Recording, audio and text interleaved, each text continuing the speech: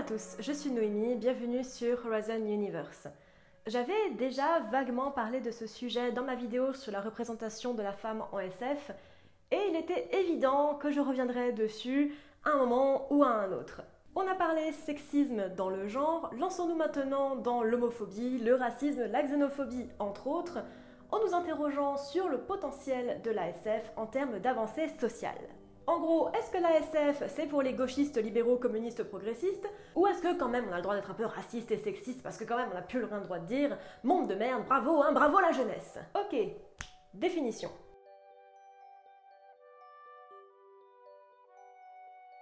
Bon, tout le monde n'est peut-être pas au fait de ce que ça signifie SJW.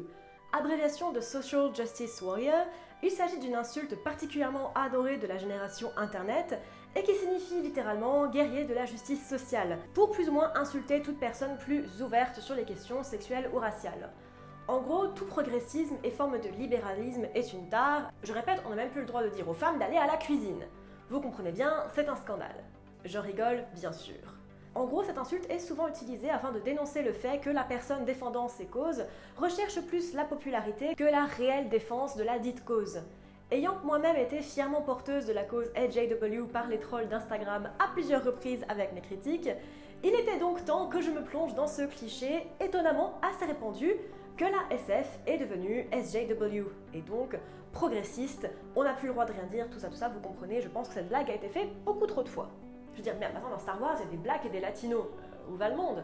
Il est vrai que, jusqu'à encore très récemment, la SF était avant tout considérée, comme on l'a encore une fois vu dans ma vidéo sur la représentation féminine, comme une création et un hobby typique de l'homme blanc, hétéro, cisgenre, tout ça. En gros, un truc d'homme. Et donc, l'inclusion de personnages divers ou de thèmes jugés trop différents a souvent fait son lot de vagues. Voyons ça tout de suite.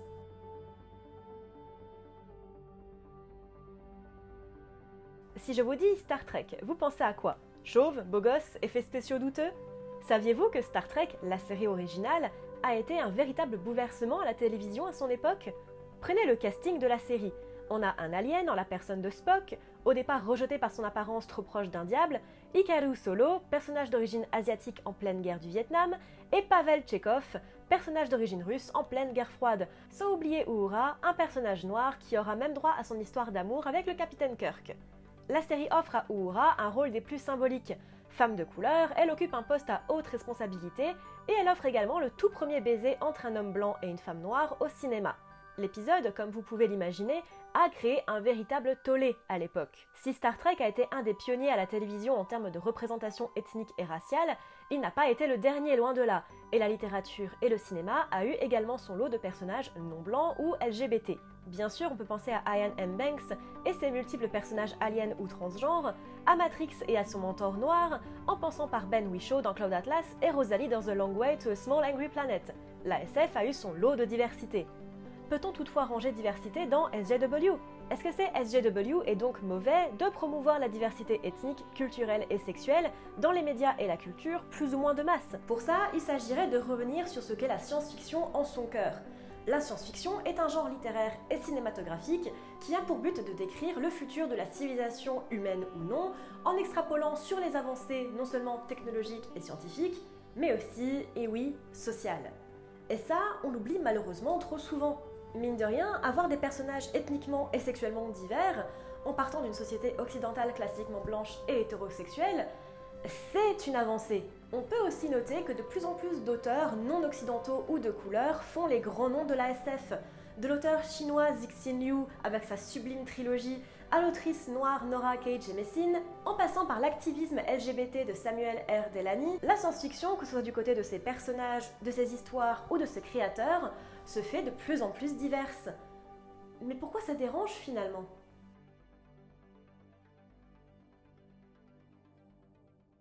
De nos jours, on peut constater une forme de mépris face à ce que beaucoup considèrent comme du libéralisme poussé, où le bon vieux, ils poussent leur agenda homo/noir, soit raciste, soit ethnique, etc., etc. Je ne fais jamais de politique sur cette chaîne, mais j'avoue avoir du mal avec cette réflexion. Oui, la majorité de l'humanité est hétérosexuelle. Cela signifie donc qu'il y a bien une minorité homosexuelle. D'autant plus qu'une immense partie des histoires, autant en littérature qu'au cinéma, met en scène des personnages hétéros sans que ça ne fasse jamais lever le moindre sourcil. On peut se poser d'autant plus la question pour les sujets raciaux et ethniques. Parce que clairement, par définition, la majorité du monde n'est pas occidentale ou blanche. Il serait donc normal d'inclure de la diversité ethnique et culturelle dans les histoires. Encore plus, j'ai envie de dire, quand elles se passent dans le futur. Encore plus quand on présente des espèces aliens, certes humanoïdes, mais non humaines encore une fois. La raison du pourquoi ça dérange, c'est surtout une question d'habitude et de clichés, pour changer. La SF a longtemps été considérée comme un sous-genre, tout juste bonne à montrer des boobs et des pectoraux huilés sur une couverture, de la série Z mal branlée ou du divertissement pour enfants. Les grandes œuvres novatrices du genre étaient considérées comme rares, comme le montrent l'évincement de Margaret Cavendish et Mary Shelley dans la tête des fans dans la création du genre, à majorité masculine et souvent donc blanche. Qu'un espace qui était pour beaucoup et dans le cliché dédié pour et par les hommes blancs devienne varié et divers, certains ne peuvent malheureusement pas le supporter. Et pourtant, comme on l'a vu, la science-fiction a toujours été un genre de la transgression, de l'ouverture et de la recherche d'évolution, qu'elle soit technologique ou sociale. Et si on peut accepter qu'un vaisseau nous transporte sur une autre planète, voire une autre galaxie, il n'est vraiment pas difficile d'avoir un commandant dans une relation homosexuelle ou d'origine non caucasienne, si ?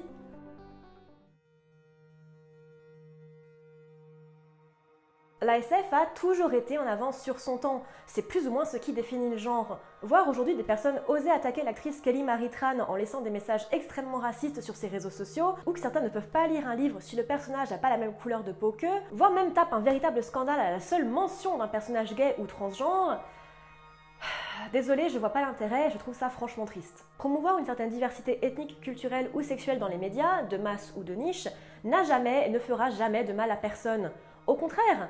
Alors, si je ne suis pas nécessairement pour la catégorisation en littérature gay ou littérature noire, et si je n'irai pas nécessairement vers un auteur parce qu'il est transgenre ou d'origine africaine par exemple, je dois dire qu'il est parfois agréable et même sain de se tourner vers des auteurs et cinéastes différents de soi. Et je mets différent avec bien sûr de très gros guillemets, vous le comprenez. Liu Cixin, par exemple, en tant qu'écrivain d'origine chinoise, apporte une vision du monde bien à lui, tout comme l'autrice afro-américaine Nnedi Okorafor ou le réalisateur Sang Ho-yoon. En définitive, je dirais que l'essence même de la SF est SJW, le bon genre de SJW, l'ouverture au monde, l'acceptation de soi et des autres, la découverte des différences, de l'unicité et de l'autre. Et si vous n'êtes pas d'accord avec ça, vous n'avez vraiment rien compris à l'ASF. Merci à tous de m'avoir suivi dans cette petite vidéo sur l'ASF et son potentiel SJW. J'espère que ça vous aura plu. Pour être parfaitement honnête avec vous, cette vidéo, elle vient surtout, comme je vous l'ai dit tout à l'heure, des commentaires et des remarques que j'avais assez souvent sous mes vidéos ou notamment sur Instagram, parce que voilà, souvent on me traite un petit peu de SJW en étant contente de voir des auteurs ou des autrices d'origines différentes ou de sexualités différentes, et voilà, que c'est toujours quelque chose que je remarque dans les histoires qui fait bien plaisir. Donc voilà, il fallait que j'en fasse une petite vidéo, j'espère qu'elle vous aura plu. N'hésitez pas à me dire en commentaire quel type de vidéo vous voudriez voir sur cette chaîne, est-ce que vous avez des thèmes, des idées, des livres dont vous voulez que je parle, peu importe. N'hésitez pas à me suivre sur les différents réseaux sociaux, que ce soit YouTube, Instagram ou Twitter. Et d'ici là, moi je vous dis à bientôt dans l'univers.